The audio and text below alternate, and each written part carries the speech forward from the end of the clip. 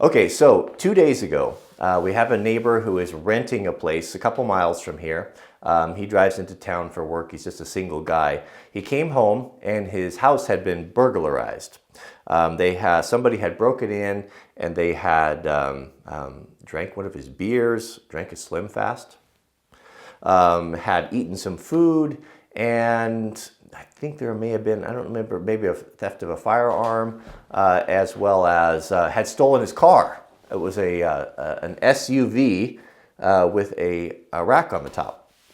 Well, so this happened, and he's kind of new to the community, and so he doesn't know a lot of people, but he happened to know Mrs. W, or they had met or something. Anyway, Mrs. W found out about this, maybe through a Facebook post. And so she started checking into it. She's really good at this sort of thing. I can't reveal her. She has a very specific set of skills that helps her in tracking down dangerous criminals like this.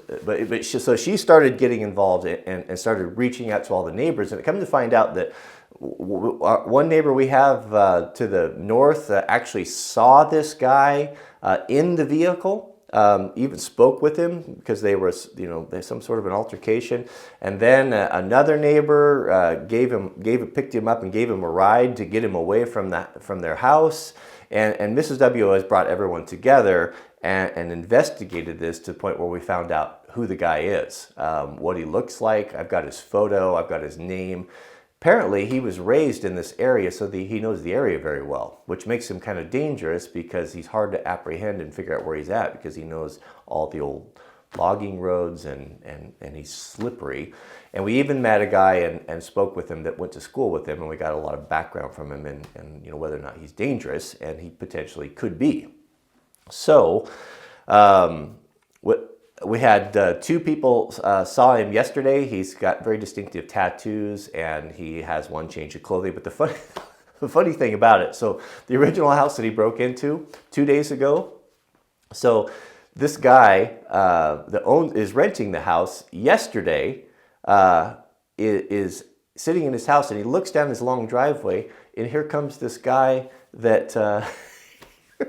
Here comes the guy that broke into his house driving the car. He confronts him, gets the car back, gets the keys back, tells him not to come back, and chases him off, and he thinks that's done. He assumes that's done. He's done with him.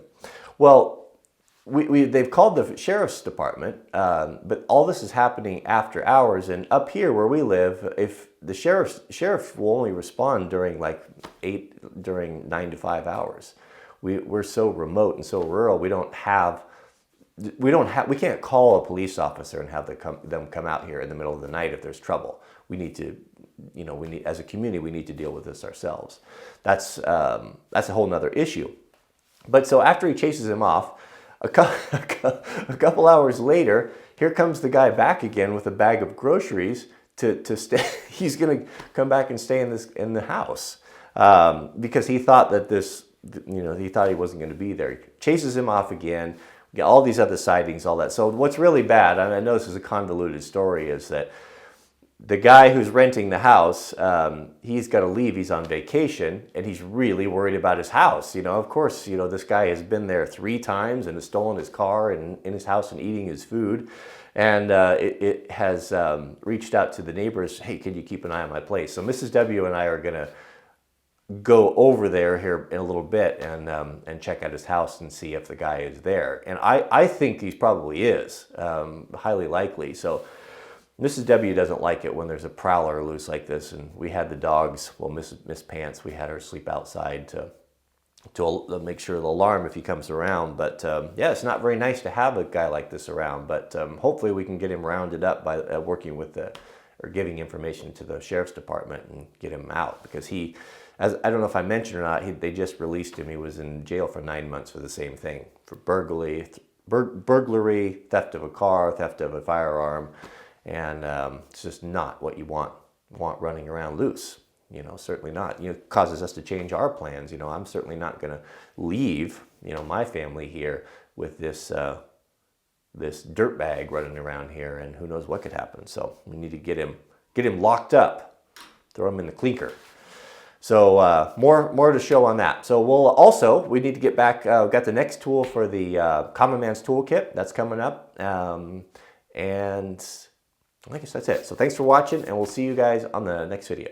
So I've got some bonus footage for you. We're going to, how about a Manly Manners? Manly Manners, if you're joining us for the first time, is a quaint little book written in 1913 called Don'ts for Husbands. And it is a very politically incorrect, well, it's just advice, good advice for young and old husbands. And at $3, I think that's what it costs, it's pretty cheap insurance. So let's just open it up. We'll just flip open here. We'll let Providence be our guide, be our mistress today, and we'll see if Manly Manners can help us out today. All right, Manly Manners, page 20. Don't insist upon having the last word. If you know when to drop an argument, you are a wise man. Oh man, that speaks to pride, doesn't it?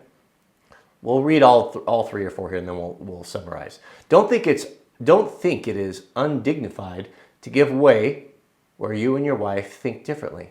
If it is on a matter of principle, show her why you think as you do, and she will respect your reasons. But you must equally hear her reasons and respect them. Oh, then this is, again, speaking to a man's pride. Don't try to regulate every detail of your wife's life. Even a wife is an individual and must be allowed some scope. Remember, it was written a long time ago. And finally, don't expect your wife to hold the same view as yours on every conceivable question. Some men like an echo, it is true, but it becomes very wearisome in time. I think that is absolutely right. When I was reading that, I was thinking of Mrs. W. We are knit together like this. We are so perfectly compatible for one another. Both of us, in our morning prayer, we thank God very earnestly that the two of us found each other. With that being said, we're definitely different people. We have different views on things, certainly different, whether it be political or social views. We have different views on them, but it has never become an issue because we always try to treat one another with respect. And it's something that didn't come easy to me, but I have certainly learned with God's help to be able to try to see another perspective, because I have always been, I believe something, and I just can't understand why everyone else doesn't agree with me. Sometimes I feel like an island, But I've come to find out, the older I get and the more I'm around people that are wiser and smarter than I am, more experienced than I am, that a lot of my preconceived notions are somewhat half-baked. And I thought that they were really, really solid. And I've had to rethink a lot of things. A lot of those things have come to me, from my wife, from her perspective. I do appreciate that. I would not want a woman, nor would I respect a woman or a helpmate that simply parroted everything that I did. And you can do that, not just men to women, but women to men, by being over-dominant. And forcing your way and just being stubborn and being that young person, the person that I used to be and still am to some extent, that is so dogmatic in their beliefs and just can't imagine taking on something else. And I think that really is manifesting itself in our country with this whole, have you ever seen such a division between families and friends over political issues, racial issues? Economical issues, so many things. It seems like folks were able to kind of get by and live together, but now it's either you're with us or against us. And I think Manly Manners is really speaking to that, and that's really important. So it's just telling us is that whether your wife, if your wife or your husband have different views than you do, that's a blessing, and it very well may help you to have a fuller picture.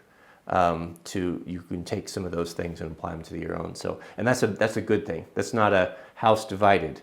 It's not a situation where a married couple is unequally yoked. It is making a more complete person. I really believe this, and the older I get and the more I read and study, the more I believe this, is that a man apart is half a person, and a woman apart is half a person.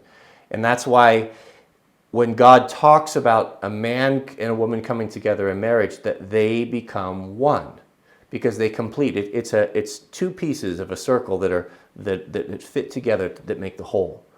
And I think that it's that marriage bond, that connection of two people coming together to one, is a more true representation of the character of God.